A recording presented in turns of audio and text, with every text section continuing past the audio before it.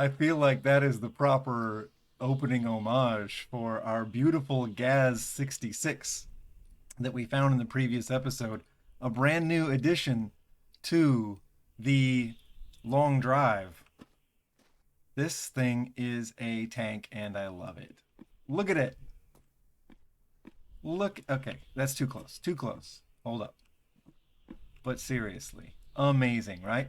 So yesterday when we found this, I was calling it a Unimog because that's kind of all I knew that was built quite like this cab over military rig. But I suspected there was some more specific Russian thing that this was really based on, and sure enough, the Gaz 66 GAZ-66, apparently this venerable, very well known vehicle in parts of the world that aren't America, right? And look. We can even go out there. It's got this little hatch you can stand up through. How cool is that?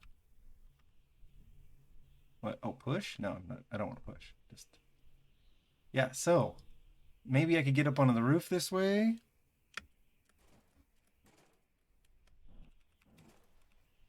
Sure enough. Yeah. Okay. See, I can take the covers off. I don't want to though. I like the covers, and these hatches all lift up. Isn't it a thing of beauty? Am I the only one who thinks so? Because I do. I do think so. All right. Well, in this episode of The Long Drive, you and I will be driving this big beastie, living the communist dream, right? Because these rigs were, I think they started production in 1961. That's roughly the same time as the Cuban Missile Crisis. So this is straight up deep Soviet.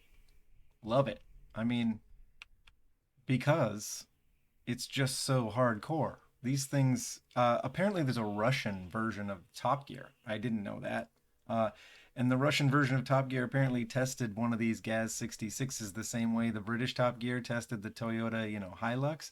And I guess they dropped a building on it, lit it on fire, stuff like that, and it just kept working. People, apparently, they love these things. And I am a convert. So, since we're loving all things communist today, here it is. Now, I would have worn this big coat that I bought at the Great Wall of China that all the guards there were wearing. It has like a fur collar and very, kind of ridiculous, very communist looking stuff, big brass buttons with stars on them and, things like that. It's basically a sleeping bag that you wear with sleeves. It's like a Snuggie before there was one, but for the Chinese military. Anyway, I would have worn it for you just to commemorate this moment, but the green screen did not like it. Um, you know, Sorry. Good thing I don't have green eyes. It looked like there were holes in my head, like note the invisible lime in my drink. So, see what I mean? Okay. So while we drive the Gaz 66 and while we look around the desert wasteland, we're going to be doing several things. All right? One of those is trying to find better tires. These are terrible and they make this thing drive a little bit like junk. Couldn't possibly be the giant center of gravity or the tractor like suspension refinement, could it? But I still want to help it out with some new tires, okay? And wow, that's cool. And the other thing we're going to be doing is we're going to be talking some more about. Oh man, I always forget to close that door over there. We're going to be talking some more about how to rebuild the planet.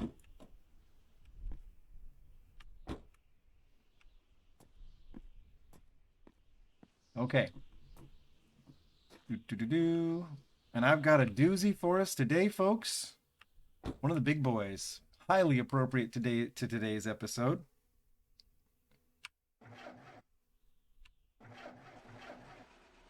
Yeah, that's better. We're going to be talking about one of the heavy hitters in political theory as far as alternatives to what you and I as Americans know, right?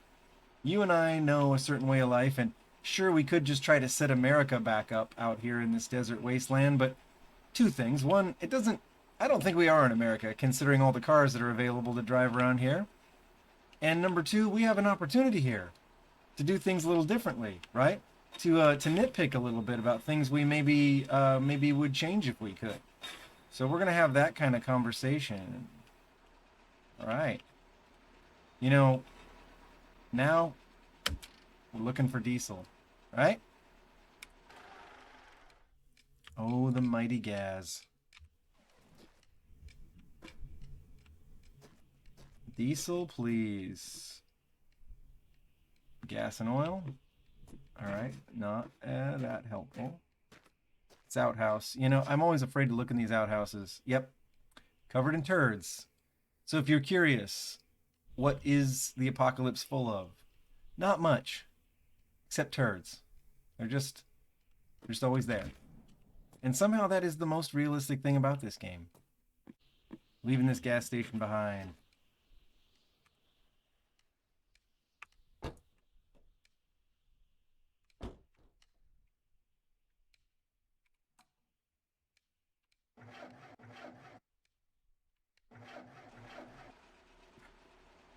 It always worries me for a split second. You know, it has this kind of reluctant start. Yeah. You can see our gas tank. It's not looking super full. Um, I had 14 liters in this thing to start. Oh, bunny.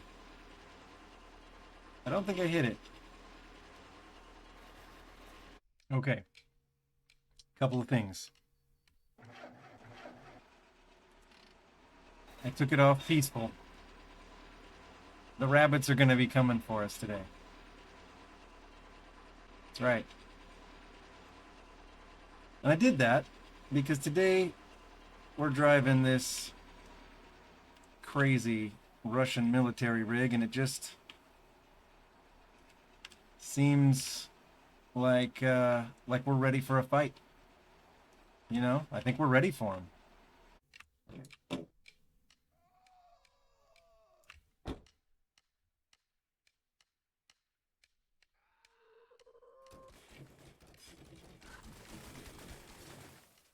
Ah!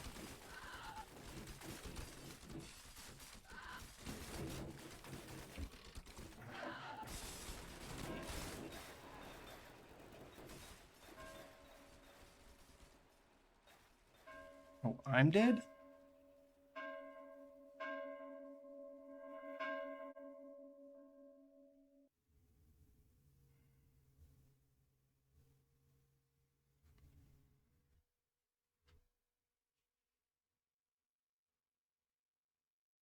Okay.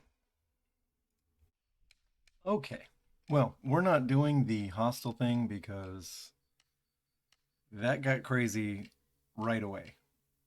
No, thank you. I can't even like concentrate to talk about anything when the rabbits are gonna get me, right? So that doesn't really help us.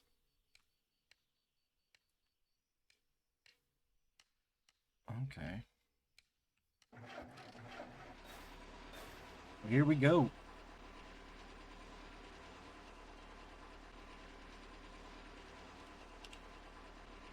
What we want are good tires. We could steal them off a bus, or we can just get lucky and find some in a garage or something. We want diesel. We don't need oil or water really. In fact, we have some oil in the back. And the radiator's in great shape, so I don't think it'll be leaking water to speak of. Put our high beams on. All right. But we've changed our shirt. We're no longer in pink, we're in green because, oops. Because when you're rolling in a big, military machine like this, pink just, seems just out of place. We're gonna wear the OD green in honor of this rig.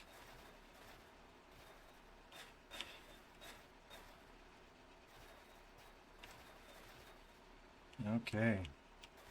And we're saving diesel on this downhill because believe me, gravity works for us with this GAZ 66. It's heavy. Okay. Well, now we definitely have the rig of the future, which is definitely the rig of the past because these GAZ 66s, they got started. They started production of these things, I think, in 1961, which is like height of the Cuban Missile Crisis kind of stuff, right?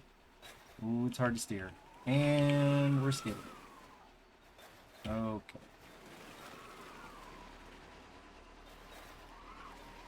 Oh yeah. Okay. And we're skidding. Inertia. So yeah, we're gonna build a new future for ourselves out here in this wasteland, and we're gonna do it using a vehicle from the cold, frozen past that is clearly no more. But I think it's perfect. Big Earth roamer like this, you know, what can't we do? We're ready. We're ready, so let's talk. If we meet other survivors and they want to start a community, then what's the plan? Last time we had a conversation about the Utopia, the book by Sir Thomas More, in which he posits this kind of fictional but hypothetical scenario as an alternative to the Europe that he knew, right? Hundreds of years before the signing of the Declaration of Independence or anything, he had ideas about democracy and that kind of stuff. But you know, we're rolling in some very prime, deep Soviet era hardware right now. And I think it's time for us to talk a little bit about the world that this GAZ 66 came from. Okay? And whether or not it holds any merits for the kind of world we want to start from scratch here, out in the wasteland. So we got to get real, and we got to try to set aside some of our, maybe some of our assumptions about communism, because we're about to talk about the man, Karl Marx, who wrote the Communist Manifesto back in, I think, 1885, about the same time the U.S. was tearing itself apart in the Civil War, and great big industrial barons were starting to gobble up all the means of production, and were starting to use their monopolies and things like that to oppress the working class and force people into basically subsistence level um, living. Karl Marx was looking for some kind of an explanation, really, to start with. And he came up with this fantastic phrase that he basically, if I remember right, begins the Communist Manifesto with. And I'm about to paraphrase because I can't say it exactly right. But he says, in essence, that the entire history of mankind, all of history, is explained by class warfare. Right? History is class warfare, he said. Everybody's got it wrong. They think that the Napoleons and the Genghis Khans and the Caesars of the world are making these kind of individual, like, ego-based decisions, and that the wheel of history is turning on these sort of powerful, influential individuals. But Marx looked at it and he was like, nah, nah, nah, fam, you got it all wrong. Marx says it's simple. Follow the money. You want to know what makes the world tick? Follow the money, right? What's the Latin phrase? Quid pro bono? Something like who does it benefit? Right? I might be getting the Latin wrong, but that is a very simple but very effective new way of looking at history. And ever since Marx said that, and really, really gave people this brand new lens to look at everything they'd ever known through. Ever since he said that, there's been, a type of theory called Marxist theory, where you just look at power dynamics. You take anything and you look at it in the sense of who does it benefit, right? Who's trying to have/keep all the power, and who has slash uh, who needs slash wants some power, right? Pretty simple.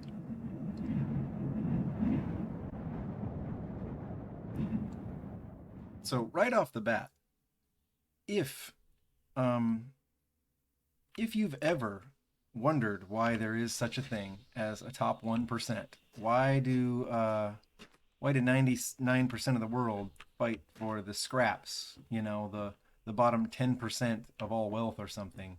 Um, why are 99% of us fighting over that and 1% of the people sitting on top of 90% of the heat? If you've ever wondered that, then we don't really need gas. That's our new challenge right now, is that diesel is harder to find. And there'll be gas at places like this, but will there be diesel? Samurai sword, but we've already got one. Oops, that's not it. We've already got one.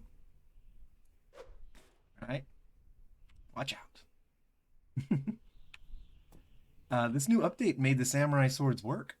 They didn't used to, which, when you'd find a sword laying on the rooftop, it seemed so cool, but you couldn't go kill Bill on anything with it. So what was the point, really? Turds. Turds, turds, turds. So many turds. And a blow-up doll. Great. Well, don't worry, folks. I won't be packing that along for company. No thanks. Mm-hmm. I still love it. I'm a sucker for it. I mean, I'm not a prepper, but these big earth roamers are just cool.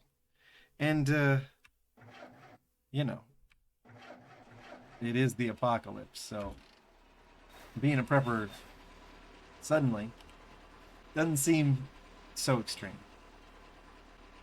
All right, we're rolling. But the fuel tank is low, folks. 14 gallons of liters. Ooh, not gallons. That's right. Liters of diesel. It won't get us down the road forever, right? Okay, so when Marx was looking at the way labor was being exploited, and you got to think, in the 19th century, this is before things like labor laws were really in place. Laws to keep monopolies from exploiting people. Laws, things like minimum wage didn't exist. Like child labor laws were basically non-existent. So the world was pretty rough, and there were people taking a lot of advantage of that. The Rockefellers of the world were gobbling up all the resources for themselves. It started back then, but it clearly hasn't ended, right? But Marx could see the writing on the wall. He could see that this kind of thing would go, if left unchecked, would drive people to the brink of desperation. And there were several times in history where it definitely did. I mean, there wouldn't have been a communist revolution in Russia in 1915 if things hadn't progressed there pretty fast. Right? I mean, Marx kind of called it about what would make people desperate, and being exploited and locked out of any sense of control or power over your own destiny, being just used as like the people in the Matrix, as this kind of like battery for someone else's money. That really got to people. So if we don't want to set up our new world here after the apocalypse in that way, if we don't want the people of our new civilization to be exploited, maybe we should take a look at some of what Marx was talking about, right? Okay. So something else he thought was a problem was that, he thought money was a problem. He and More had a lot in common when it came to that. You remember Thomas More thought that until you got rid of money, you wouldn't get rid of corruption. You wouldn't get rid of the worst vices in humankind. Greed and conspiracy and corruption. More thought you had to get rid of money to get rid of that. And Marx really felt very similarly that this whole idea of private property, of everything belonging to someone, everything being owned by someone, It seemed like a problem to him for several reasons, and we should talk about it, right?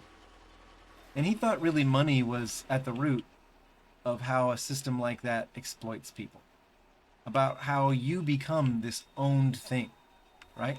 He thought it was kind of dehumanizing the system of currency, the capitalistic system.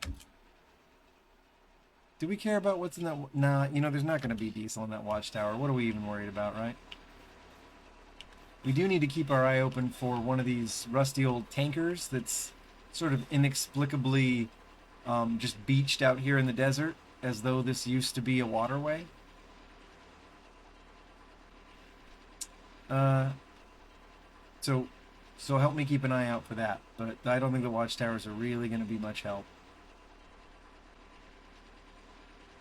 So why did Marx think that money ended up ended up owning you instead of the other way around? I mean, isn't the idea with property that, I have something, not that something has me? But think about it for a second. When you have a job, and you might be able to relate, maybe you've had jobs like this. When you have a job and you go and you punch that clock and you spend your 8 hours a day putting in your time at that job, uh, there's a good chance that a lot of us have had jobs that we didn't like. We just needed the money, right? We were doing it because it paid money, and we needed money. That means we spent 8 hours. We clocked in.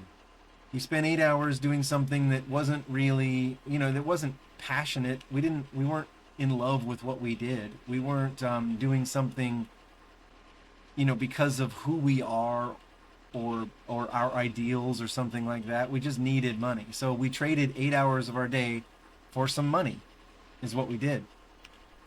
But think about it. Uh, what do we have, really? What is existence? What is human existence except time, right?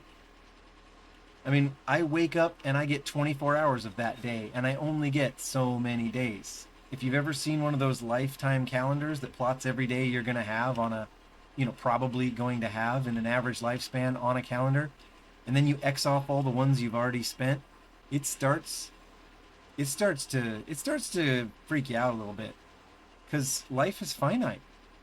Every single minute, every second of every minute that ticks by is something you don't get back. When it runs out, it runs out. There's no reset, right? So if I'm going and spending 8 hours of my day at some job I don't really like, I don't even have to be like deeply miserable at that job. If it's not something I actually care about, if it's not about me, then I've just traded time for money. I didn't get anything else out of that, right? And that means I've traded the most irreplaceable and priceless uh, commodity I have for some money. And what did I get? I got the ability to live, I guess, right? I mean, I got the ability to buy some things I need. Um, but I had to trade time, which is all my life is, for it. So I didn't really gain anything. As a matter of fact, I lost something. If you look at the potential of our time, oh good, a garage. We could find tires here. We could get some tires under this beastie. We could even find diesel. Now and then you find a drum of something. Right? Oh yeah. Always nice.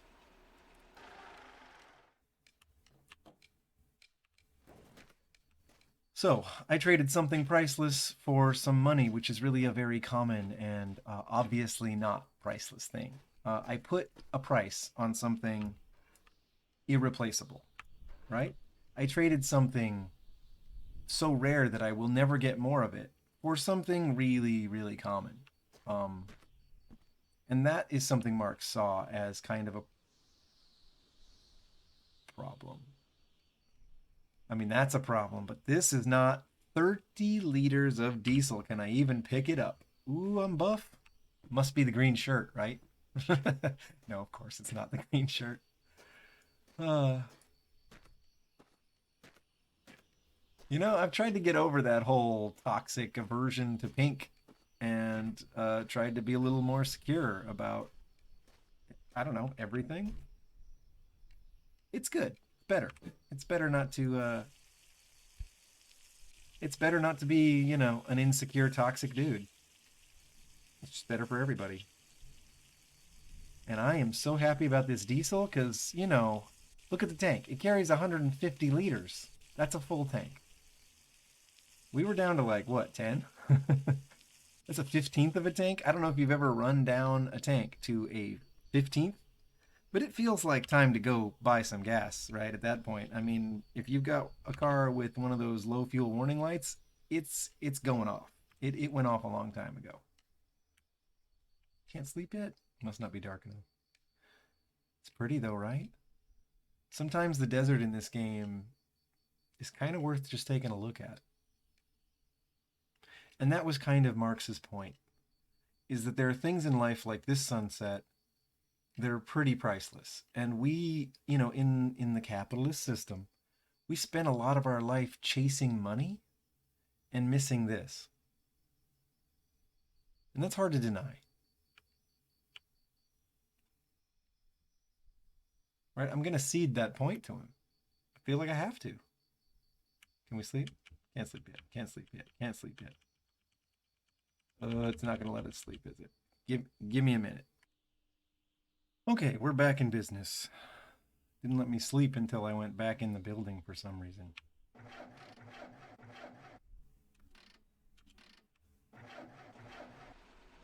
There we go.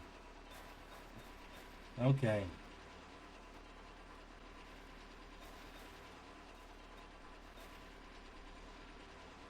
So what Marx was worried about in part was that you're selling yourself for this thing that is not worth as much as you are. As a matter of fact, um, in the capitalist system, everything is about capital, right? I mean, capital, profit, getting more capital is seen as just an intrinsic good, right? In the business slash capitalist world, making money is just seen as a good thing. That is like the goal, the point. It's what you're supposed to do, right? Um, and how do you make profit? How do you make money? Well, I mean, one major way for a company to make money, one really obvious thing they basically have to do is they have to hire you for a job and pay you a certain amount, whatever you are willing to take or expect to be paid, and then they charge someone else more for what you just did. That's, I mean, I'm not trying to like diss capitalism exactly, but that's not blasphemy. That's just a fact, right? I mean, that is what profit is. It's called profit when a company pays you a certain amount to do something and then charges someone else more for what you just did, right? Which means, and this is something Marx pointed out, what that means is that you are being paid less than you're worth. That you're being paid whatever the system has kind of conditioned you to expect. So not only are you trading yourself, your time, um, and whatever passion, whatever blood, sweat, and tears you did put in to that job for 8 hours a day, uh, it doesn't. When they pay you money, now they own that. They own whatever you did. Whatever you, if let's say you have a job you do care about, well, if they're paying you money for it, then they've traded you. They've traded away the thing you cared about and handed you this fake stand-in, this kind of arbitrary placeholder, this dollar amount for your bank account, right? Um, and they basically bought your passion. They bought your investment, which means you don't own it anymore, and it alienates you from the product of your own labor. And if you're going to work 8 hours a day, if you're going to work a third of your life at something, if 1/3 of all the existence you ever get is going to be spent on something, then it should. Why are you giving it away? Why are you trading it out? Why are you letting somebody buy it for a meaningless thing that's really just a bunch of numbers in some increasingly abstract space? I mean, I check my bank account online. I'm never even holding cash. Not that cash would feel inherently great. I mean, we look at paper money and we're like, yeah, but that's just because of, what we've been kind of programmed to think it stands for. Paper money itself, it's not that impressive, right? I mean, I wouldn't trade my life away for that. This thing just runs over those small rocks. It doesn't care. Love it. Right? So if we're going to read bus stop. Wow. Ooh, we don't. Oh man, there are brakes and then there's whatever this thing has. Now, in its defense, we are pointed downhill and it does weigh quite a bit. Wow, though, right? Okay, a moped. I got an interesting idea there. You want to hear it? Survivalist idea coming through. Ooh, hang on. There's one of those tankers. I mean, it's way off the road, but we've got the. Hold up. And another one. Oh, we need to make a little detour, right? Yeah, yeah. Worth it. We'll probably find ourselves at least some diesel there. So I don't even know why I'm stomping around here, frankly. All right, I did have this theory though that if we ran out of diesel, but we were packing one of these guys, that we'd have something we could ride to try to get some more diesel, right? It's not fun though. I've done it before. The other problem is you throw something like this in the back of something like that, and the way this game works, sometimes this thing rattling around back there gets kind of glitchy, you know? So what I'll do is I'm going to take a minute off camera to try to jam this thing in there, and we'll just see how it works. But I'm not going to make you watch because it's going to be like noisy and stupid. Okay, give me a sec. Okay, folks. So it turns out I hit pause and then just thought I was recording for a while. But check out what I found. Huh? This. It's a whole new kind of building. It's sort of amazing.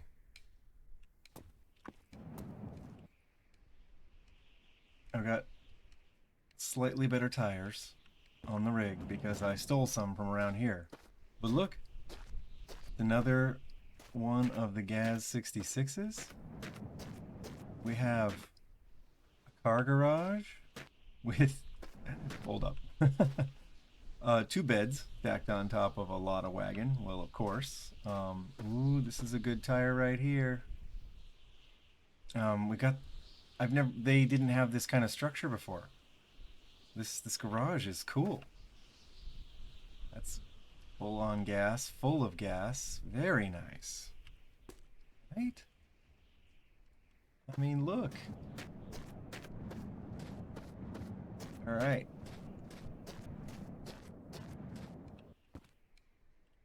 We're just gonna like carry things we like up there, but someone tried to build a ramp up onto the roof and sort of did a crummy job of it. We're just gonna smash that down. And that too. Okay, what's up here? A couple keyboards, some turds, lots of disembodied hands.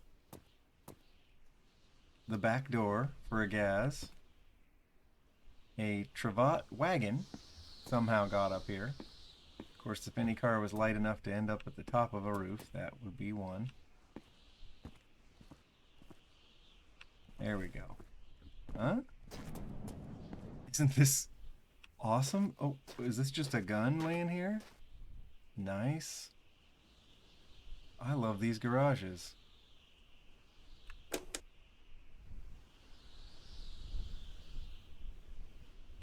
Oh, amazing. How's this tire look? Just okay. Alright, and then we have one of these late model Ladas, which have a whole different name. It's got a V in it. They've got 4 cylinders in them. Oh, wow, right? Oh, look at this. Not better than what I have. Oh, that's a nice Ibotta body.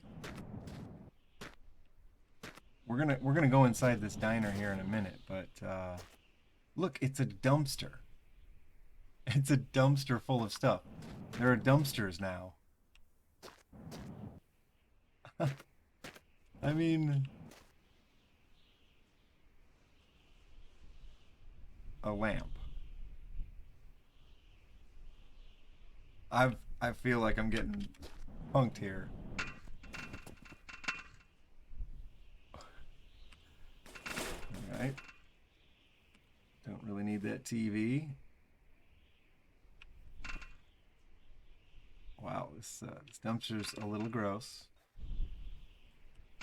But I am curious.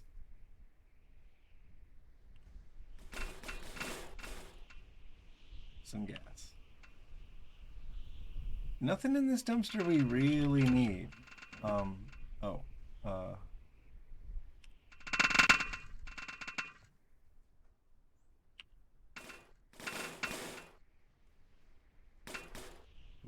okay.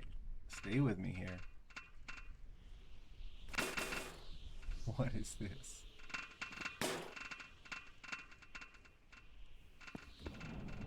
Does it do something?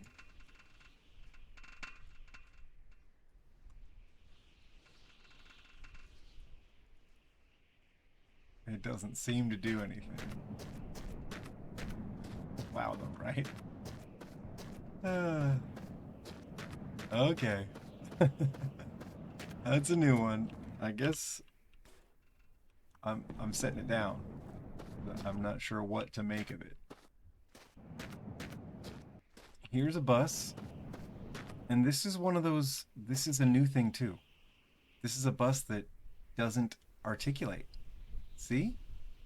It's not one of the articulated buses, and all the buses used to be articulated buses. That means there's a whole different bus chassis in the game now. And now we have these like old 50s style roadside diners.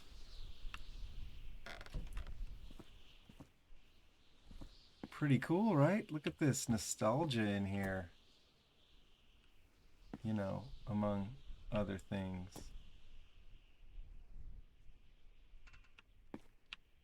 Oil.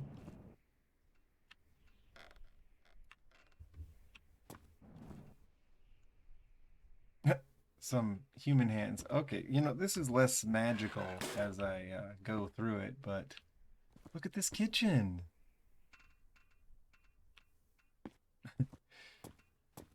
Bunch of sponges and cleaners in this sink, right? Wow, three toilets seems excessive, but you know, the one thing we know is always around in the apocalypse, turds. But look at that old clock. Can we pull that off the wall? Doesn't really look like it. I like it. The diner. Very nice.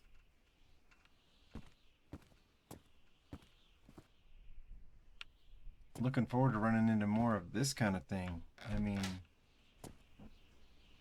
there's a whole other Ibotta up on the roof of the pump house here.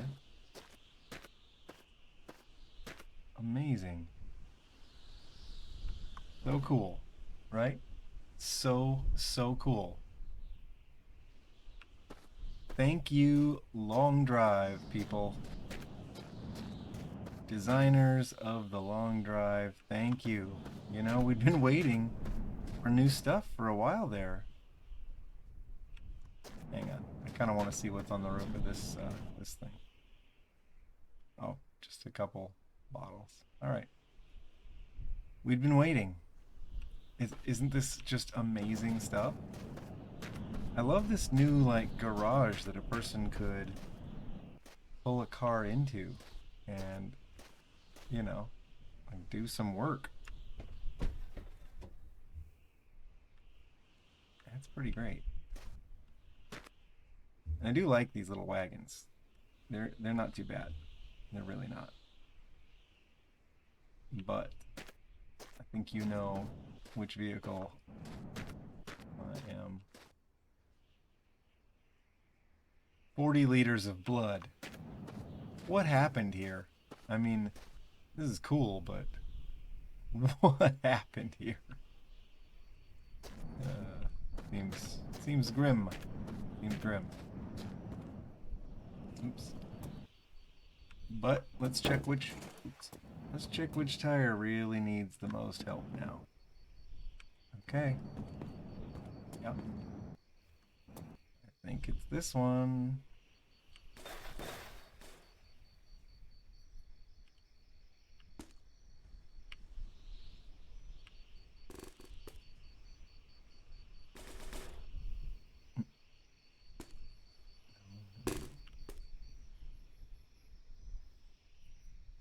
There we go.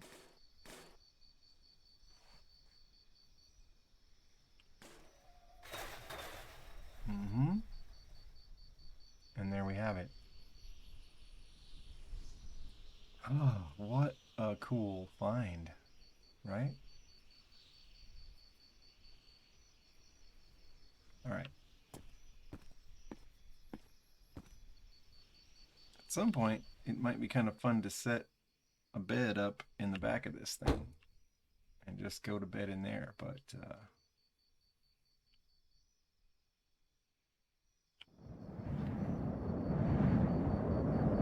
all right.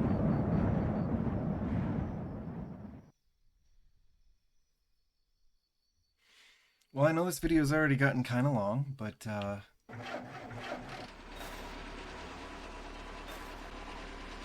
hey, we've found so many cool new things here, haven't we? It's just been awesome. This thing's having to work pretty hard to get up the hill.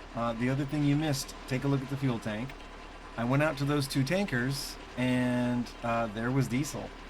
I put some diesel in this thing, and I thought I was recording it, and I wasn't, so I'm sorry about that. But when it comes to what kind of a world we want to live in, what kind of world we want to rebuild here,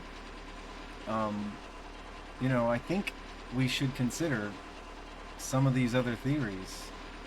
As different as they are from the America that you or I might know, so is this place, right? We're driving through some desert, and it doesn't resemble America. Well, the desert kind of resembles America, but these cars sure don't, so this could be anywhere. We can set up any kind of society we want. So, if you were hearing, if some of what Marx was saying was resonating with you, if the idea that you don't want to set up a new world where what you do is punch your clock, give all your time and perspiration and inspiration away to somebody else, hand it to them for something kind of just this arbitrary, meaningless placeholder that they have a lot of because they charge other people more of it for what you did than they pay you for what you did. If you don't like the sound of giving yourself away for the rest of your life for less than you're really worth,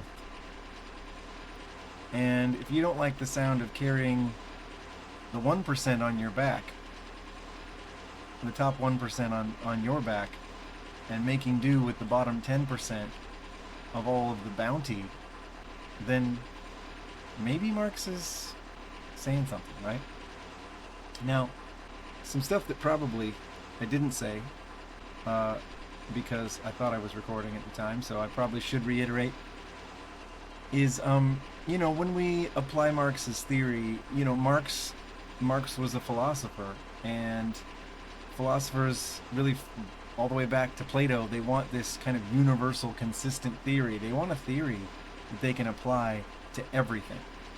Always. They want it that consistent. Now, we don't always get what we want, but when Marx applies his theory to everything, he comes up with a couple other conclusions you may or may not be okay with.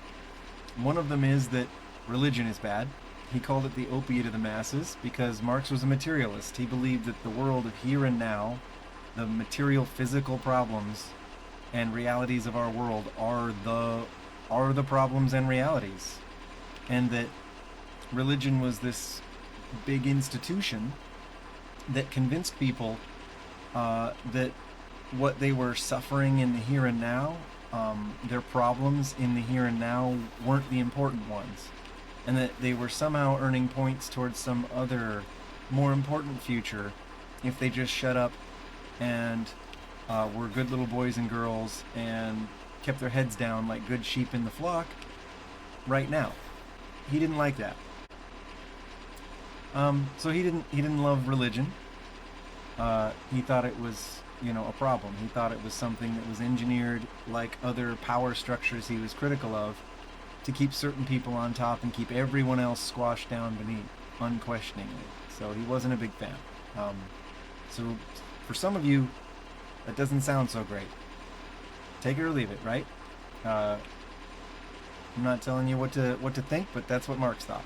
And then the other thing was, he's against private property because, when we all own things, then you can become a commodity. You, a human being, can become a thing that is owned, and he wasn't good with that. So he also was critical of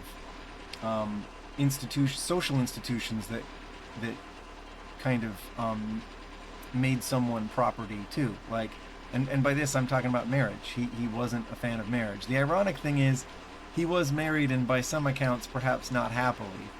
But if we just kind of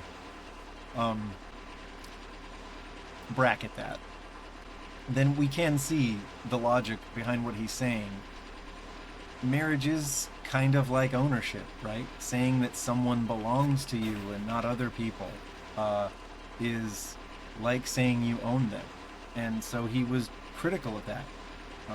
Now, in communist countries that we've seen play out in the real world, not between the pages of the Communist Manifesto, was marriage abolished? No. No, that's the kind of social institution that's just too, it's just ensconced really too deep in the way people already were when the country became communist for them to do away with that. That never happened. But Marx thought it ought to, because he thought that putting your name on somebody and a ring on somebody was like, staking your flag on a piece of land or something. It turned that person into a thing that was owned, and he didn't like that. So, what do you think? Could you hang with that? If we met a busload of, friendly people who wanted to start up a community out here in the wasteland, could you hang with a community like the one Marx proposed, where everything goes to the group, but because we split it out evenly and nobody gets to hog it all up, everybody's needs get met pretty quick, and we don't actually have to work that hard? Would you be okay with a community like that, where you're not, you work a little bit for the group, but it doesn't take that long, and then even the time you did spend working for the group, you didn't sell yourself, right? No one owned you. No one owned that time. No one exchanged some meaningless thing that you're supposed to accept in place of your time, your inspiration, your perspiration, your passion, just your investment, right? Does that sound so bad? And um, then I suppose we might need to acknowledge that there were writers, according to Marx. Would you be okay with a community where that was a-religious, that wasn't didn't have religion, and would you be okay with a community that didn't have like the legal institution of marriage?